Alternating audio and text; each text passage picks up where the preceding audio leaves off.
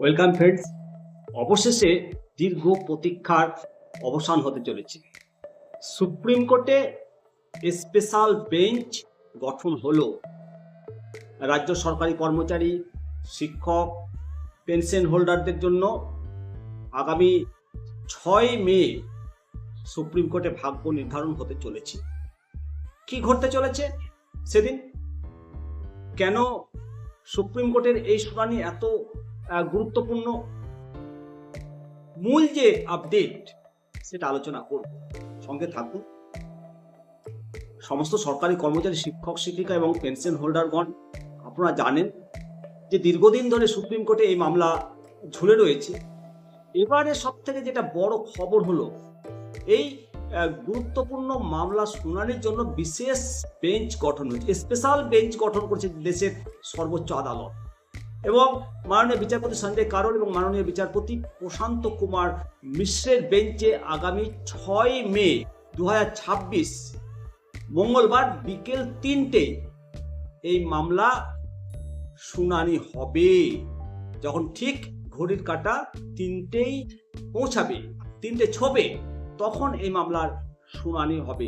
তখন বাংলার লক্ষ লক্ষ সরকারি কর্মচারী, শিক্ষক, শিক্ষিকার নজর থাকবে দিল্লির সুপ্রিম কোর্টের এজলাসের দিকে।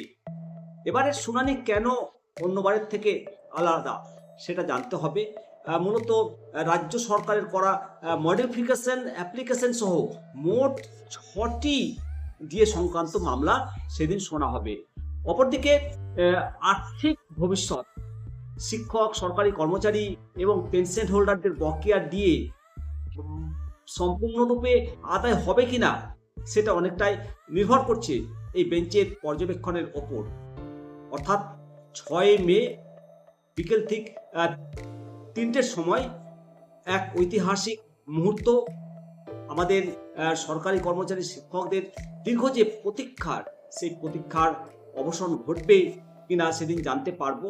অবশ্যই কমেন্ট সেকশনে আপনার মূল্যবান মতামত দিয়ে জানাবেন যে ডিএ মামলার এই যে ফলাফল, এই ফলাফল শিক্ষকদের বঞ্চনাকে কি প্রশমিত করবে? শিক্ষকরা ডিএর অধিকার তারা কি ফিরে পাবে? অবশ্যই কমেন্ট সেকশনে কমেন্ট করে জানাবেন এবং আমাদের প্রত্যেকের নজর থাকবে সুপ্রিম কোর্টের এজলাসে আগামী 6 মে। ভালো থাকবেন। অবশ্যই এই ইনফরমেশনটি যদি আপনার কাছে ইনফরমেটিভ মনে হয়, লাইক দেবেন, শেয়ার করবেন এবং সবাই মিলে বলুন জয় হিন্দ, বন্দে মাতরম, ভারত মাতা কি জয়।